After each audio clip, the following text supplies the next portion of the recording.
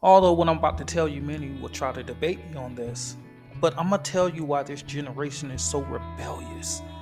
And the reason why it's so rebellious is because so many parents, couples per se, are having sex before marriage. Although the Bible never explicitly states a woman and a man may not have sexual intercourse prior to marriage, therefore no sanctions was imposed for premarital sex. But here's the thing: but the Bible constantly identifies sex outside of marriage as sinful, often using the term fornication, which describes that act. So therefore, it is stating that you shall be married, then you may have encounters with your wife. So therefore, those they're not truly doing that today. And this is why you have so many kids that they are the way that they are. Why is that? It's because we are facing a situation where dating is the new having sex or hooking up and so forth. But see, when you have a kid out of wedlock, it can become a curse upon you because of that. And so many are still doing that today. Nobody is really getting married and then having sex later. They hook up and maybe later down the line become married, but then, you know, over the course of years, the divorce come into play.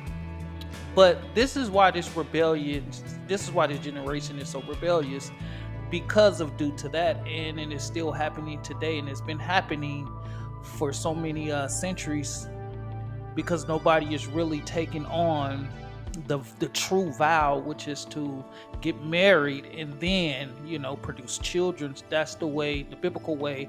That's the way God intended it for it to be, and so forth. So again, this is why this generation is so rebellious, and not just only because of that, because of the things that they're doing and participating in. And look what's going on in the world today. Look how these kids act today. They disrespect the pastor, but yet they respect the rapper or the celebrity. So look, just look what we are at today, and it's pretty much not hard to see why this is the rebellious generation. You got so many parents on TikTok acting a fool, and nobody really not teaching their children, and the world is just haywire and so forth. But a lot of it has to go back to, hey, why we're not being successful, why these kids are acting the way they acting and so forth, why a lot of kids are not biblical, why a lot of kids are not into the Lord today, because a lot of the parents are not into to Christ. A lot of them are still acting upon worldliest ways and stuff like this. So you're gonna have these sorts of um, structures of families that is operating outside the word of God. And hey, sometimes that can be a curse upon your family and your children. And this is why things are the way they are today, because many of you want to just jump into bed without, hey, getting to know that person, and taking the time to really see if that's who you want to be with, and going before the Lord. And then actually, when two become one, and all of a sudden then you go on your honeymoon, then you start making children, and you start teaching your children about the word of God, and it posts a domino effect.